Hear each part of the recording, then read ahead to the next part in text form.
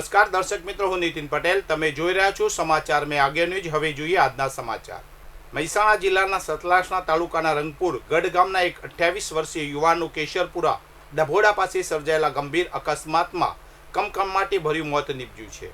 ખેરાલુ ખાતે ફાઇનાન્સમાં નોકરી કરતા વિક્રમજી ઠાકોર પોતાની ફરજ પૂરી કરી મોટરસાયકલ પર ઘરે પરત ફરી રહ્યા હતા ત્યારે કોઈ અજાણ્યા વાહન ચાલકે તેમને જોરદાર ટક્કર મારી હતી. આ અકસ્માતે યુવાનના માથાભાગે ગંભીર ઇજાઓ થતાં તેમનું ઘટના સ્થળે જ પ્રાણપંખર ઉડી ગયું હતું.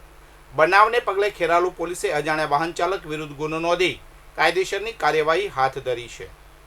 વિસનગર એસટી ડેપોમાં મુસાફરોની સુરક્ષા અને વ્યવસ્થાને વધુ સુદૃઢ બનાવવા માટે એસટી વિભાગ દ્વારા મહત્વનો નિર્ણય લેવામાં આવ્યો છે. ડેપો પરિસરમાં આવેલા વર્કશોપ અને બસ સ્ટેન્ડને અલગ કરવા માટે અંદાજે ₹20 લાખના ખર્ચે 300 ફૂટ લાંબી દિવાલ બનાવવાની કામગીરી શરૂ કરી દેવામાં આવી છે. અગાઉ નવીનીકરણ દરમિયાન ઊભી થયેલી વ્યવહારુ મુશ્કેલીઓ અને સુરક્ષાની જરૂરિયાતને ધ્યાને રાખી આ દિવાલનું નિર્માણ કરવામાં આવી રહ્યું છે, જેના માટે હાલ ખોદકામની કામગીરી પૂર્ણ કરી દેવામાં આવી છે અને આ વ્યવસ્થાથી બસોની અવરજવર અને ડેપોના સંચાલનમાં વધુ સ્પષ્ટતા આવશે.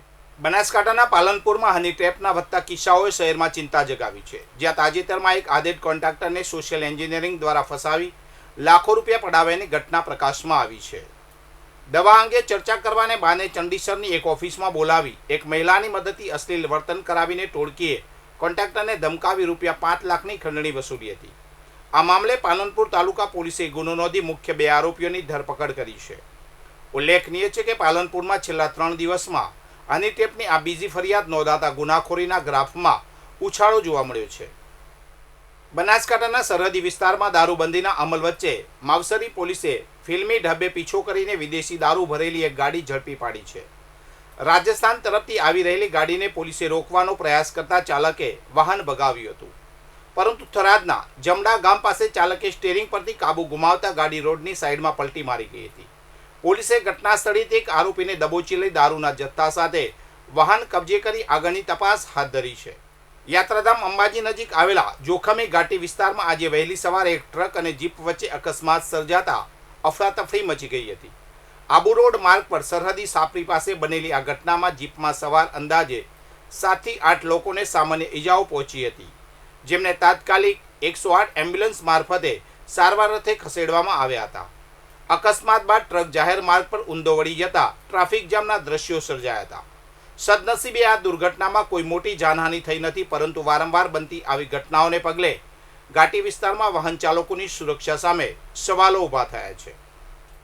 મહેસાણા જિલ્લાના કડી તાલુકાના કલ્યાણપુરા ગામની સીમમાં શોર્ટ સર્કિટને કારણે લાગેલી આગે એક ખેડૂતને આખી સિઝનની મહેનત પર પાણી ફેરવી દીધું છે. ગામની સીમમાં બંધ હાલતમાં આવેલી એક ઓઇલ મિલ પાસેથી પસાર થતી વીજ લાઇનમાં અચાનક સ્પાર્ક થતા તણખા ખેતરની વાડમાં પડ્યા હતા, જેને કારણે આગે વિકરાળ સ્વરૂપ ધારણ કર્યું હતું. પવનના જોરે આગ ખેતરમાં પ્રસરી હતી. ત્યાં વાવેલો ઉનાળુ ડાંગરનો ઊભો પાક ગણતરીની મિનિટોમાં જ ભસ્મભીત થઈ ગયો હતો. કડી ફાયર વિભાગે ઘટના સ્થળે પહોંચી આગ પર કાબુ મેળવ્યો હતો, પરંતુ તે પહેલા ખેડૂતને મોટું આર્થિક નુકસાન વેઠવાનો વારો આવ્યો છે. United National Resident Coordinator Stefan સ્પિનરે પાટણ જિલ્લાની મુલાકાત લઈ શહેરના વિશ્વ પ્રસિદ્ધ ઐતિહાસિક અને સાંસ્કૃતિક વારસાને નજીકથી નિહાળ્યો હતો.